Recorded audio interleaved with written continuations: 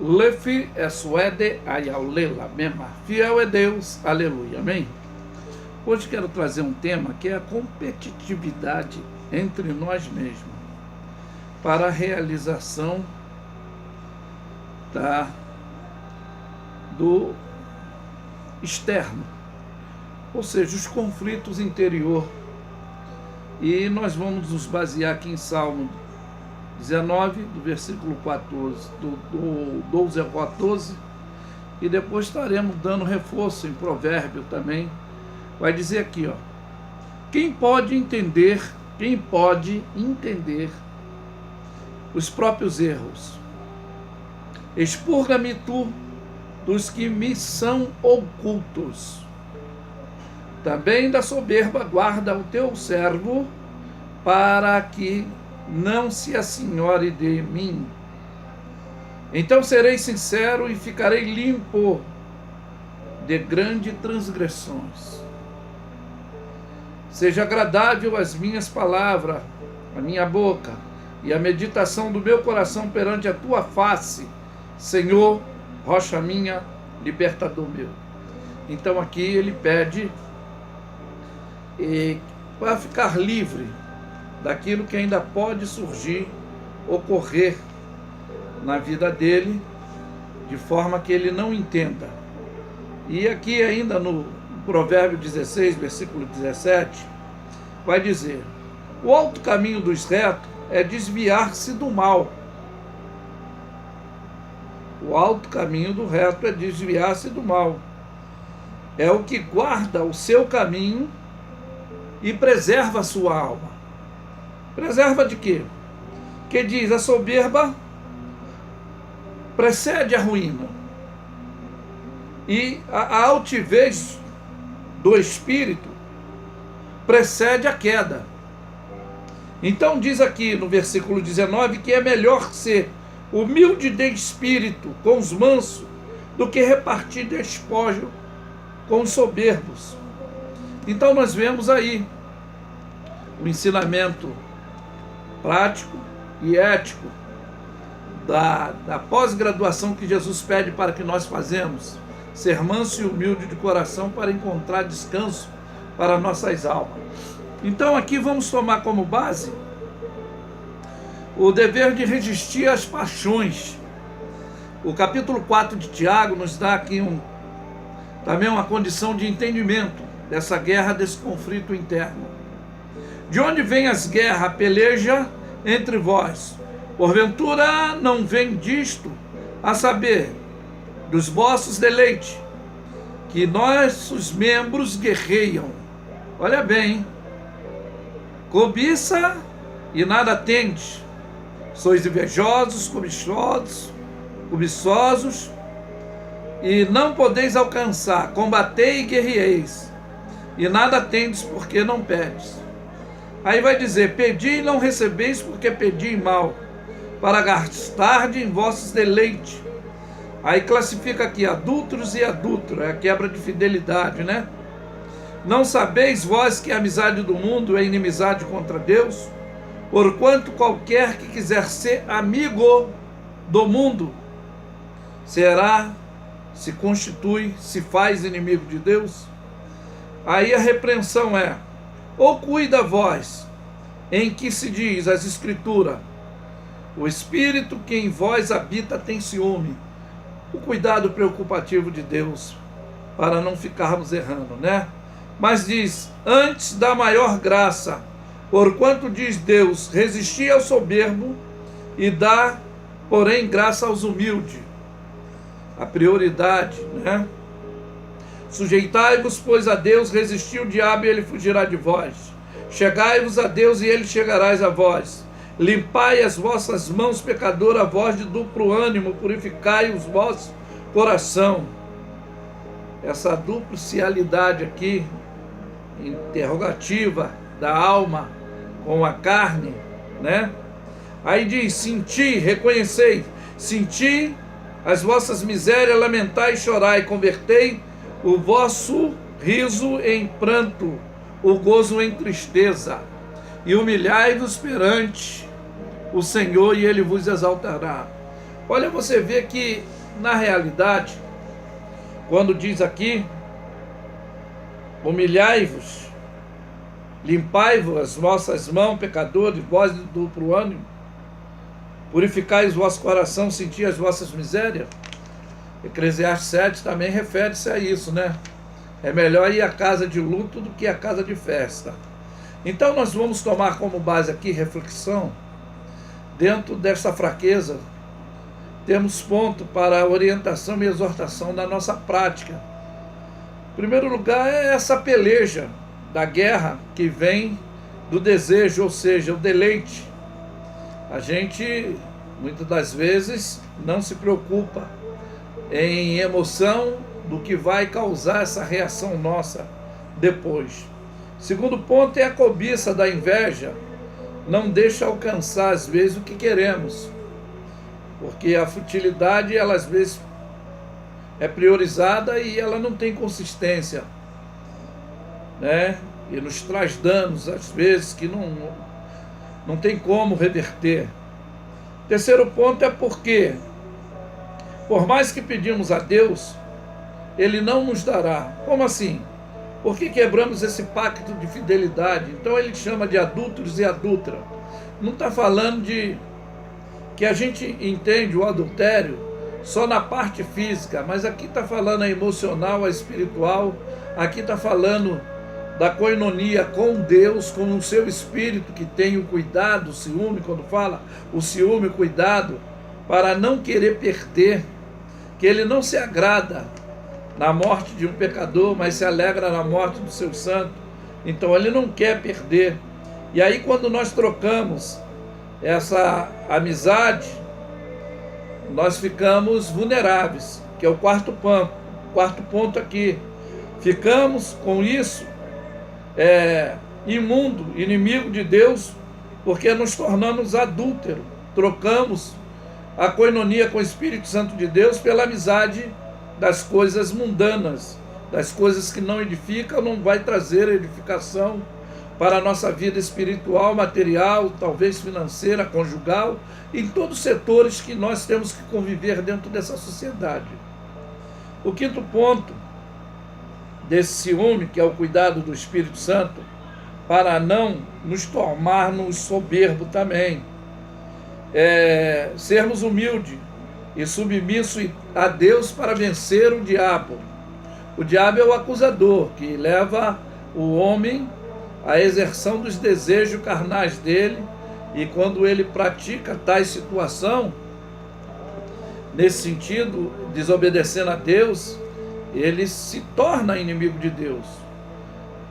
E é para isso que o Espírito de Deus ele nos convence do pecado, do juízo, da justiça, para não ficarmos nessa futilidade, né? Nessa soberba, nessa arrogância, de acharmos que podemos ter um livre-arbítrio.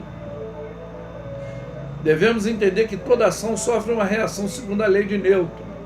A Bíblia vai descrever que tudo que o homem plantar, ele colherá. Então, o sexto ponto aqui para nós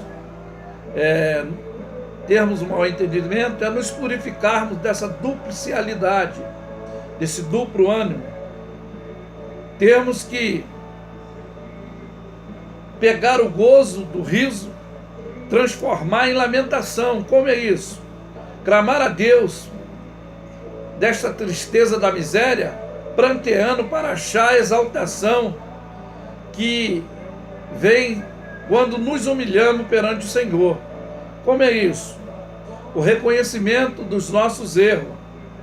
E como Paulo descreve, também ele fala disso, que não era tão soberano assim. Mas aqui no capítulo de número 7, ele faz essa indagação de ser miserável homem que ele era, quem o livraria dessa corrupção do corpo, da morte, né? Que a alma que pecar, essa morrerá. Mas ele diz aqui, ele vai falar aqui, versículo 15 em diante do capítulo 7 de Romanos: porque o que eu faço não aprovo, pois o que eu quero, isso não faço, mas o que aborreço, isso faço. Há uma luta Parece uma contrariedade, mas ele diz, no versículo 16: e se faço o que não quero, consinto com a lei que é boa. E de maneira que agora já não sou eu que faço isso, mas o pecado que habita em mim, né? Aí da fragilidade que pode nos levar a erros. Por isso que nós lemos lá que o salmista disse: expurga-me dos pecados que ainda me são ocultos. Ou seja, a atitude que eu poderei tomar sem eu me analisar e precipitar e fazer coisas que não venham te agradar. Então ele diz aqui, né? De maneira que agora já não sou eu que faço isso, mas o pecado que habita em mim. Não tem desejo de pecar, mas a tendência dessa situação é normal do ser humano. Mas o reconhecimento são poucos. Por quê?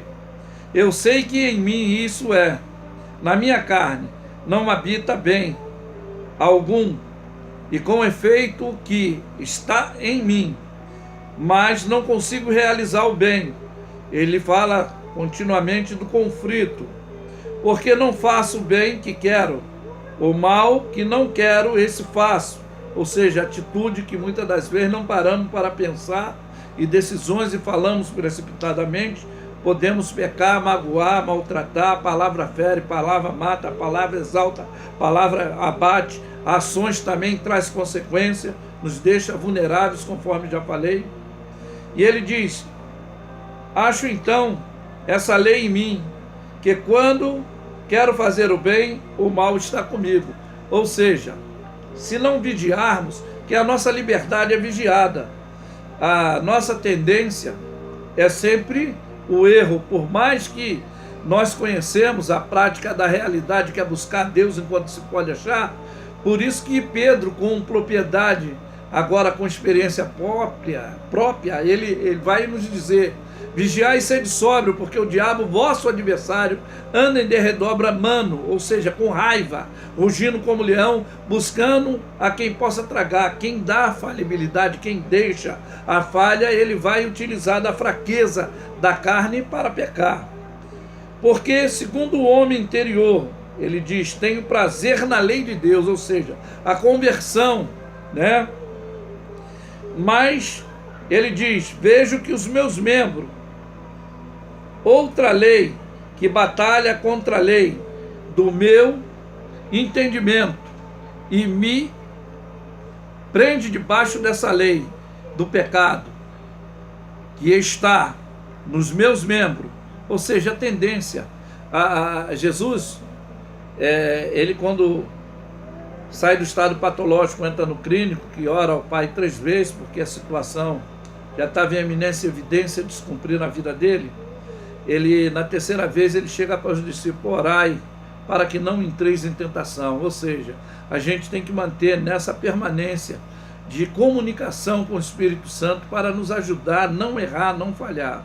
Aí ele declara agora o versículo 24: miserável homem que sou, quem me livrará do corpo dessa morte? Quem pode nos livrar na ressurreição é só Cristo, que o nosso corpo é corruptível. E eu já citei que a alma que peca, ela morre. Ela pode morrer. Nós podemos morrer fisicamente e espiritualmente, estar afastado eternamente de Deus. Mas ele diz: dou graças a Deus por Jesus Cristo, nosso Senhor, assim que eu mesmo, com entendimento, olha bem, sirvo a lei de Deus, mas com a carne a lei do pecado, e eu me considero livre dessa morte.